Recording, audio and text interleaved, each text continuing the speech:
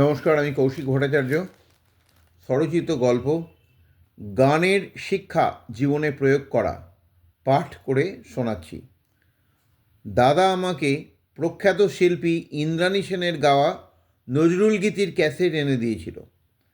বাংলা পরীক্ষার দিন সেই ক্যাসেটের প্রথম গান দে দোল দে দোল রে দে দোল দে দোল বাজিয়ে আমি শুনছি আর তার সঙ্গে গলা মিলিয়ে গানটা গাইছি।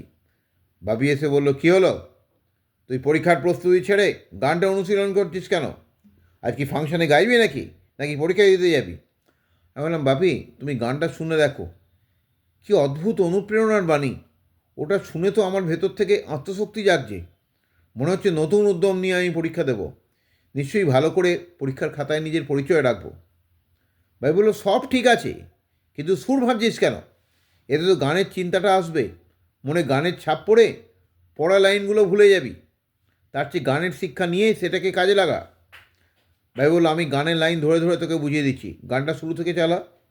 এক এক স্তবক বাজতেই বাপি গান থামিয়ে তার ব্যাখ্যা দিচ্ছে। গানের প্রথম স্তবক দে দোল দে দোল রে দে দোল দে দোল জাগিয়াছে ভারত সিন্ধু তরঙ্গে কল কল্লোল। স্টপ। এর ব্যাখ্যায় বাপি বলল, জীবনে আজ এক নতুন দিন। নিজের যোগ্যতার প্রমাণ দিয়ে নিজের, পরিবারের, স্কুলের তথা সমাজের মুখ উজ্জ্বল করব।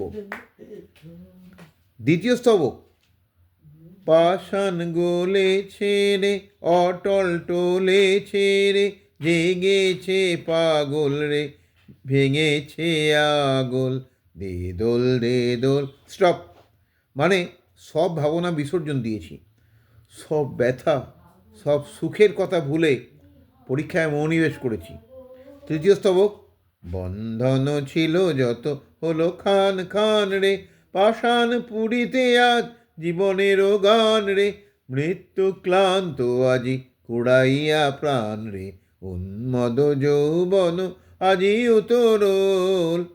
মানে আপাত জড়ের মতো শান্ত আমার মধ্যে প্রাণের উচ্ছ্বাস জেগেছে। আমি পছন্দ মতো প্রশ্ন পেয়ে ঝড়ের বেগে লিখে চলেছি। নির্ধারিত সময়ের আগেই আমি উত্তরপত্রে ভালো করে চোখ বুলিয়ে নিয়ে উত্তরপত্র জমা দেব। চতুর্থ স্তবক অভিশাপ রাত্রির আয়ু হলো ক্ষয় রে আর নাহি আছে তার আর নাহি ভয় রে ভয় রে আজও যাহা আসেনি আসিবে তা কাল রে আনন্দ ডাকে দ্বারে খোল দ্বার খোল দে দোল দে দোল রে দে দোল দে দোল। দাঁড়া, মানে পরীক্ষা এত সুন্দর দিয়েছি যে পরীক্ষা সম্পর্কে আমার সব ভয় কেটে গেছে।